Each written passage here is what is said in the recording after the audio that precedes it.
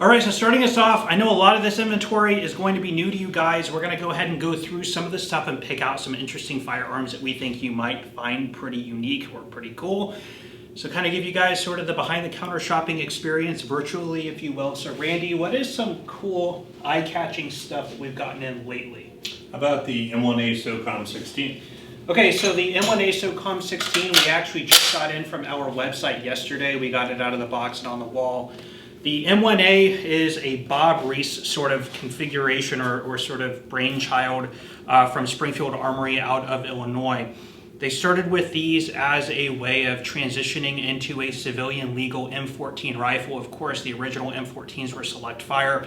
So they came out with a civilian version M1A, which has been on the market for quite some time. This is the SOCOM 16 version with the shortened, I believe, 16-inch barrel, as the name would suggest. And this is in the Archangel adjustable stock. Now, the previous owner did rattle can this in sort of a green foliage type of camo scheme. But it takes 10, 20, and actually they make 25 round detachable box magazines, chambered in 308 7.62 NATO.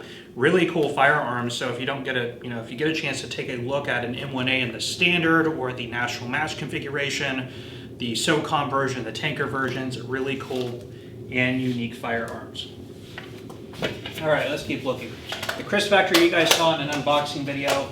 Here we have a couple FALs. So these came in to us from a customer down in Michigan. This one I actually just did a short on the channel. This is a British SLR L1A1 parts kit built by Century Arms.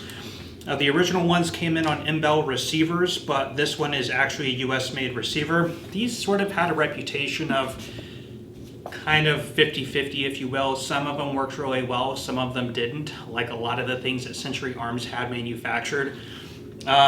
We have not actually fired this, but the previous owner said that it ran very well. Excellent condition. Now this is in the inch pattern, common for the Commonwealth variants of the FALs, unlike the metric versions which were used by Austria or Germany or South Africa, for example. But anyway, unique and interesting rifle. Now here, speaking of metric, is an Austrian. This is a parts kit build. This also came in from the same customer. I'll turn that around. This actually has an original Steyr barrel in it. The STG 58 parts kit, Austrian style compensator here at the end, carry handle, and this again is in the metric configuration as well. So very cool. What about that Mini 14, Randy?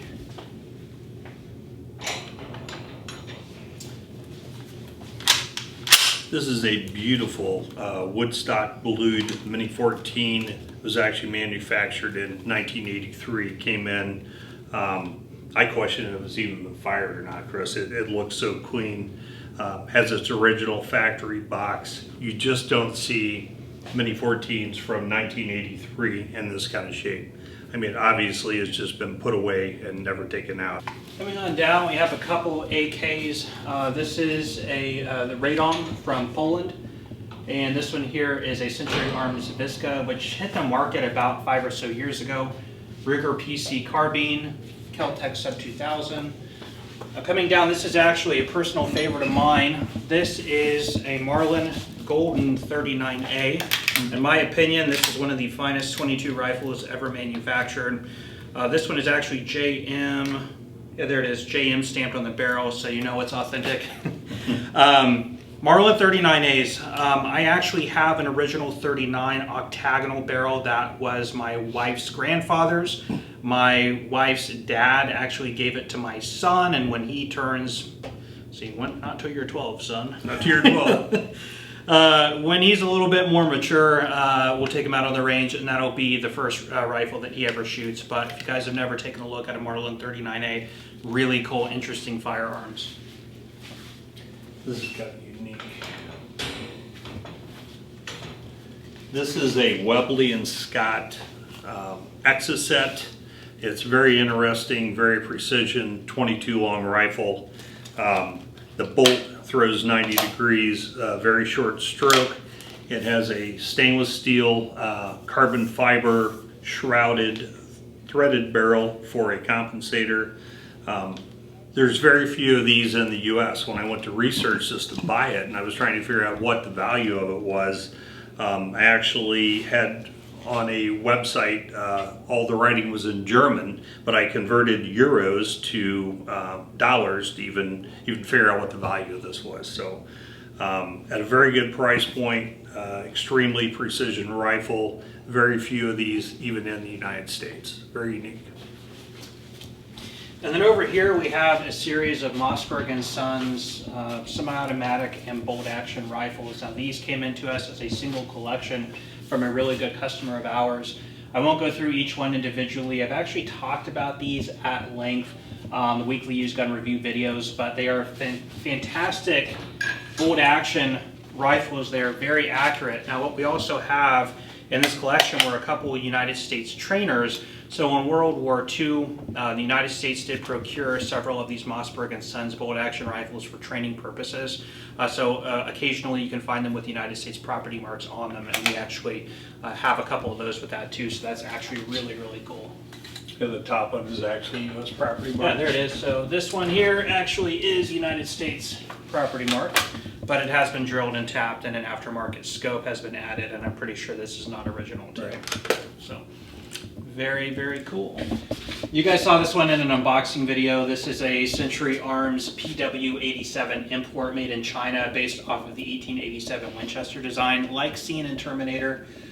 Down here, we also showed this on a video. This is the Browning Gold Hunter 12 gauge, and then up here Winchester 1200, and a couple sort of just generic and expensive defensive shotguns. All right, and this is our cabinet of very nice things. Everything in here is real nice.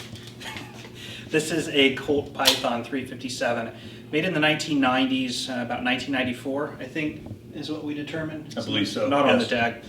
Very smooth. Now this one is in fantastic, like almost like new condition. There's not even a turn line on the cylinder, and I just turned it unfortunately, but anyway, gorgeous Colt Python blued with a 4-inch barrel. All right guys, and in this one out, we had just a couple deliveries today from our website, so we'll go ahead and open those here for you. This one comes to us from a customer in Virginia, so thank you for selling this one to us. I'm Springfield, probably an XDS or a XDE. Okay. All right, this is a Springfield XDE. Now the original XDS line was striker fired, a little bit smaller. They have the Gen 1s and then the XDS Mod 2s that are out right now, single stack 9, 40, and 45. Now a year or so after they released the XDS series, they came out with this, the XDE. As mentioned, the XDS was striker, the XDE was hammer fired. Double single action, but the frame of the pistol did get a little bit larger. Initially released in 9mm and 45 ACP, the frame size, depending on what caliber it was the same for each one, so the actual footprint of the pistol is just a little bit larger than the XDS, although the XDS 45 and 9 are the same size as well, but they did make this one a little bit larger. Didn't really take off as well as the XDS did, maybe because of that extra size, and I'm not even certain if they're still manufacturing these or not. I can double check that, fact check me on that one. But anyway, still a pretty interesting firearm, and this one is a 45, as luck would have it. So, very cool firearm. What do you think about the condition of that one, Randy? I would say the only marks are on the barrel, and you see that sometimes on gunshot new guns, so I would put it excellent condition. Customer said very good, and I would agree that this looks excellent to me. There's a couple little marks right here on the front of the slide, but I would say that looks excellent to me. So we will roll with that one. So thank you again to our customer. Let's get into this last one here for you guys. All right, this one actually comes to us from a customer also in Virginia, but not the same customer.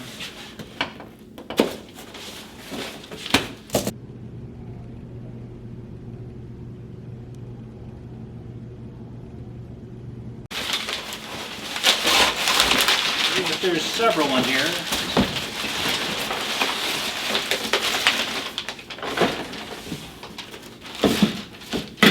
Ah, stick mags. More stick mags.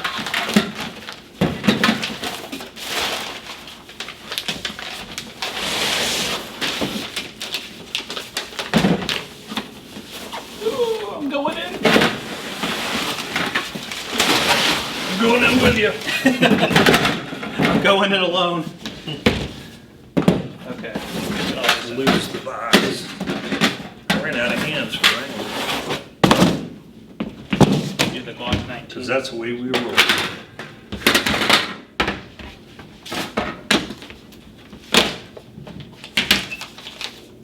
Ooh. Sure is a beaut, Clark. Sure is a beaut. So this is a Glock 19X. One of these were my very first Glock. I still have it, and it's my favorite Glock actually so far. It was put forth by Glock for the military trial. As I think everybody knows, it did not win the military trial. In my opinion, it should have won, but did not. So it comes standard with a 17 round magazine, and the bump mags are 19 rounders. It would have came with two. This one has two of each. And a bump mag should not be confused with a bump stock. No, it's not the same thing. It's a bump out that gives you 2 extra rounds. So you're carrying 19 rounds, one down the pipe. That's a lot of ammo. Another thing I like about these are the night sights that are on here are the very large dot night sights. So in the daytime, it's much better to shoot than the newer night sights that have the very small dots. I have trouble with those in the sunlight.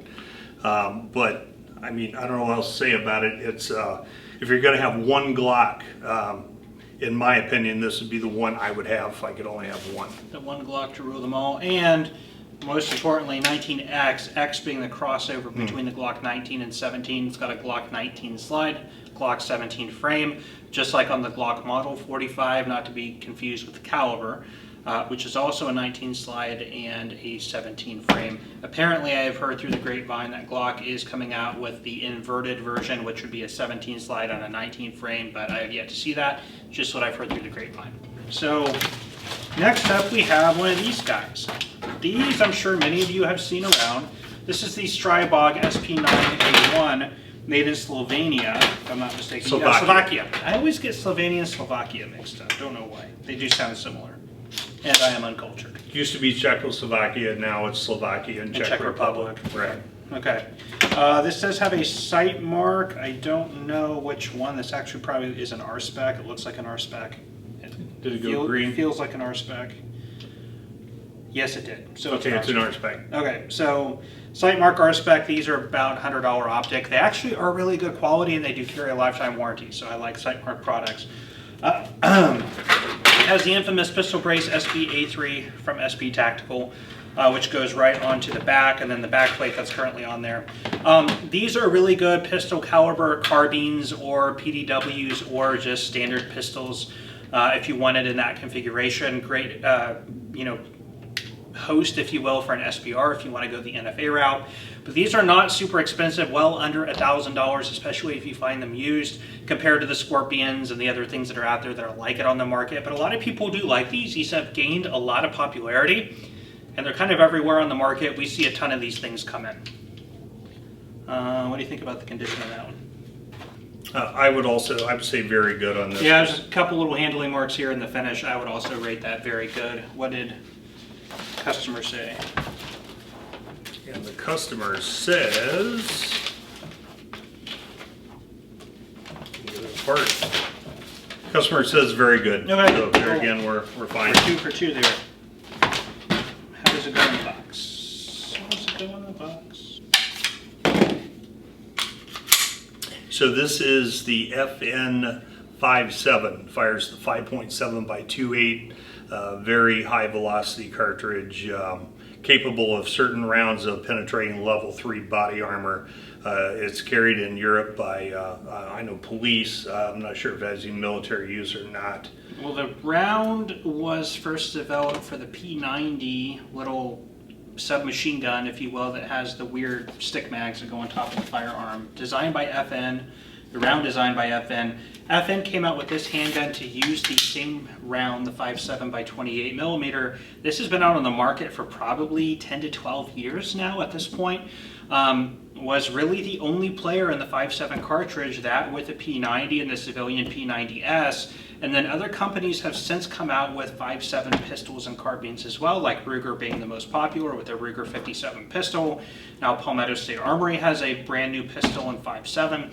So the round is gaining a lot of momentum, super high velocity. Of course, originally was intended to beat body armor, like Randy said, although the armor piercing stuff is not legal to be distributed or imported in the United States, Right. although you can find some certain batches of it still around available for sale occasionally. But most of what you're going to find is the FN Blue Tip or the American Eagle 5.7 ammunition, and it is getting pretty expensive. Ever since kind of the pandemic and the crazy pricing of ammunition, 5.7 ammo is one of those that just has not come down. So pretty pricey stuff. What do you think about the condition of that one? I would also say very good, Chris. Yep. Looks like, did he use color fill? I think he used color fill on this, which looks different, Yeah. looks unique. You typically see that on a lot of used firearms. People like to fill in the markings. It does kind of make them stand out a little bit more. I would also say very good. Just a couple minor handling marks, nothing too serious though. And customer said very good. So We are good there, we're good. so awesome. Just wanted to unbox those quickly for you guys, and hopefully we can get these videos out in this type of format a little bit more frequently. We do enjoy making them. We know you guys enjoy watching them. So anyway, we will leave you guys off with that. If you enjoy this video, please let us know by hitting that like button. Please also consider subscribing to our channel and hit that bell notification button so you are aware when we are posting new content. I'm going to leave you guys off with that. I am Chris. And I'm Randy. And we will see you next time. All right, coming over to Boomstick Lane. You guys have... I just came up with that. Real nice. Hold on a minute. Real nice. I'm going to look at this footage later. And it's going to be Hey, y'all tried it once. I don't know. Looking through blurry plexiglass. All right. XDE. Okay. XDE. Ecstasy. That's different. We're not that kind of store Not that kind of party. yet.